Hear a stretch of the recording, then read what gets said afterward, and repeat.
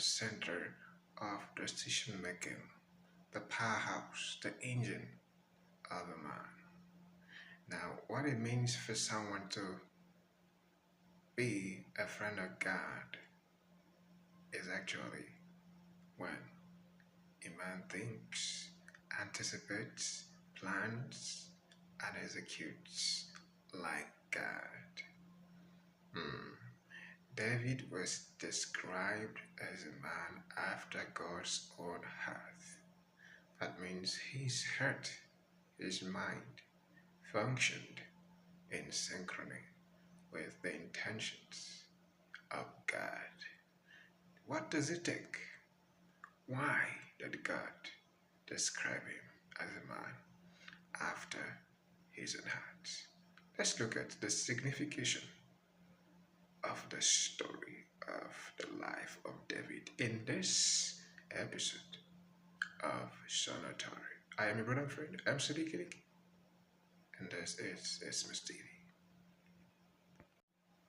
The first exceptionally good thing about the life of David is that he believes in that I will be better if my friend, my brother, is better. Now look at it. In the house of Saul, the son of Kish, the king of Israel, he entered into a covenant with his son of Saul by name Jonathan. What is the signification of that single act of entering into a covenant with Jonathan? Hey, what he's saying with that is this: I would never do you wrong. I believe that I will achieve my aim and my goal when you achieve yours. That when we work together, we will achieve our purposes faster than working antagonistically against each other. Now look at it. What does that mean?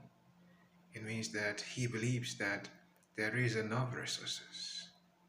That if one begins to appropriate material resources unduly to himself or herself, he ends up endangering his own life, laying and piling up things that he wouldn't be able to make use of in life. That's the significance of that covenant.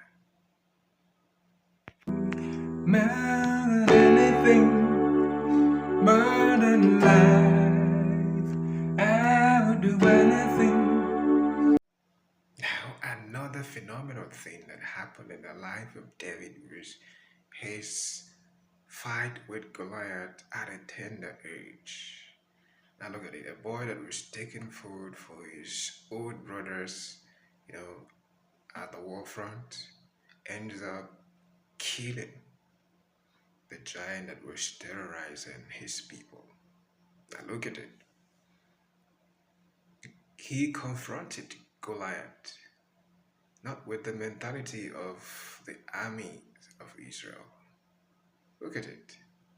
He said, I'm coming against you in the name of the God of Israel whom you have defied. What does that say? Hey, in this fight, I'm not the one fighting. You are fighting against God. Can someone actually fight against God successfully? Of course not. He had the understanding that if I'm doing anything, it is God that's doing it. That's what gave him the victory. Have you seen it?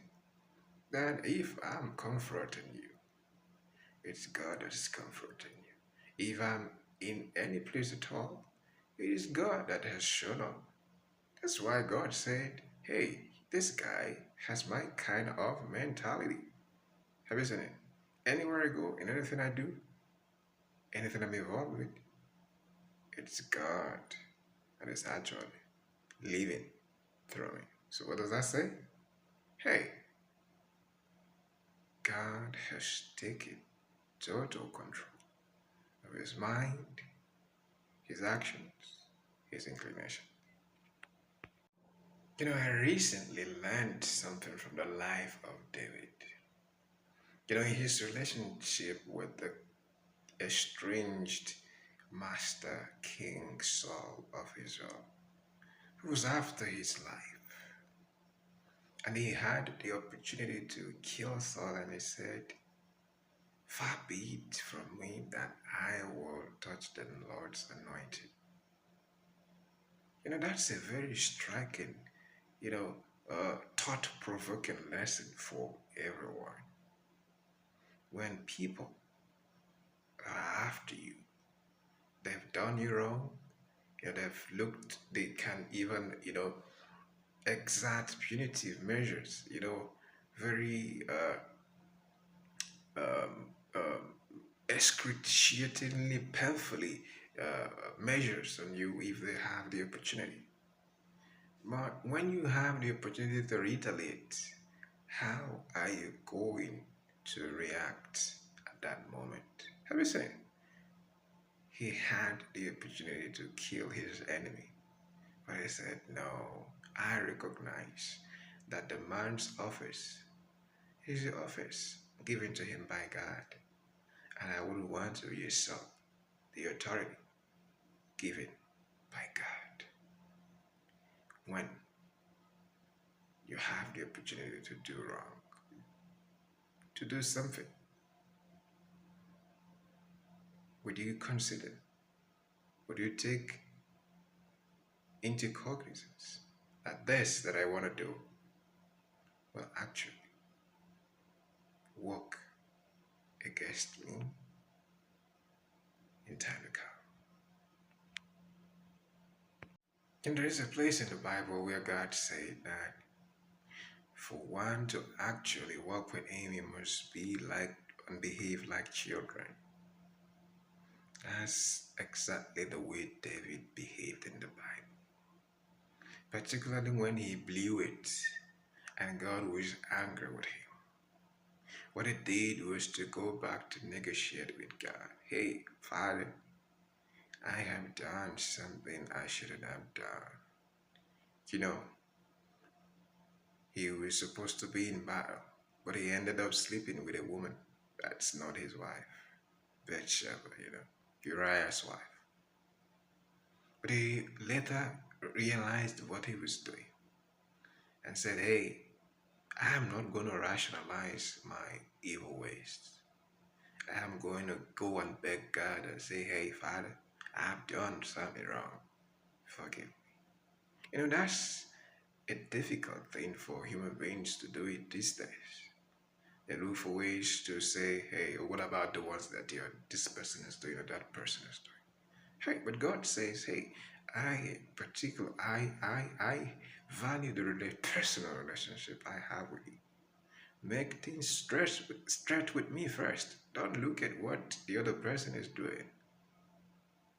That's what God, David is saying. Hmm? So, in our walk with God, if you blew it, negotiate your way right back. Because if you abandon your responsibility, things will get worse.